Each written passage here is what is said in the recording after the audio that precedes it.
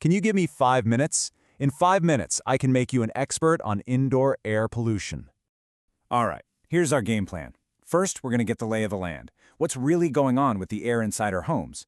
Then we'll dive deep into 4 invisible intruders. The silent suffocator, carbon monoxide, a radioactive gas from deep in the earth called radon, those weird chemical fumes from new stuff known as VOCs, and finally, a poison from the past that could still be around, lead. So let's kick things off with a fact that is honestly pretty shocking. The one place you think of as your safe space, your home, can actually have air that's way more polluted than the air outside. And we're not talking about a small problem here. Think about this. Nearly half the world's population cooks and heats their homes with things like wood, charcoal, or even dung. When you burn that stuff indoors without a proper chimney, it releases this deadly cocktail of pollutants into the air they breathe every single day. Now, what's causing the pollution really depends on where you are in the world. For many, it's the smoke from a cooking fire. For others, it's the chemicals seeping out of a brand new couch, the cleaners under the sink, or even the paint on the walls. The source changes, but you know what? The threat to our health is exactly the same. Okay, let's talk about our first pollutant, carbon monoxide, or CO. This one is super sneaky. Why? Because you can't see it, you can't smell it, and you can't taste it. It is the definition of a silent killer. So what exactly is it? Well, anytime a fuel like natural gas, wood, or gasoline doesn't burn completely because there isn't enough oxygen, it creates this gas.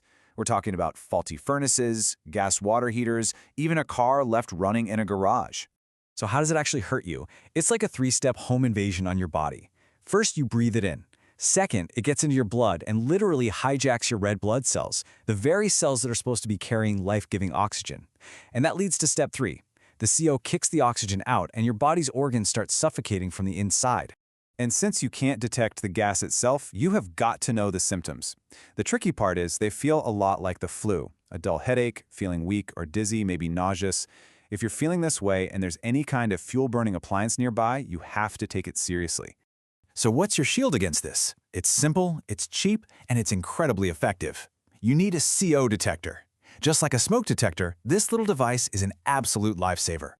All right, our next pollutant is completely different. This one doesn't come from something we burn or buy. Nope, this one seeps up from the very ground our homes are built on. It's called radon. So let me ask you a wild question. Is your home radioactive? It sounds crazy, I know, but it's a real thing. Here's how it works. Some rocks, especially granite, have tiny bits of uranium in them. Over thousands of years, that uranium naturally decays and releases radon, which is a radioactive gas. And that gas can sneak right up through the soil and into your house through tiny cracks in the foundation. And if you're not paying attention yet, this should do it. See that number 2? That's because radon is the second leading cause of lung cancer, right behind smoking. And get this, if you're a non-smoker, it's the number 1 cause. This is a huge health risk that just completely flies under the radar for most people. So, what do? It's simple. You test, and then you act. You can buy cheap test kits online or at a hardware store.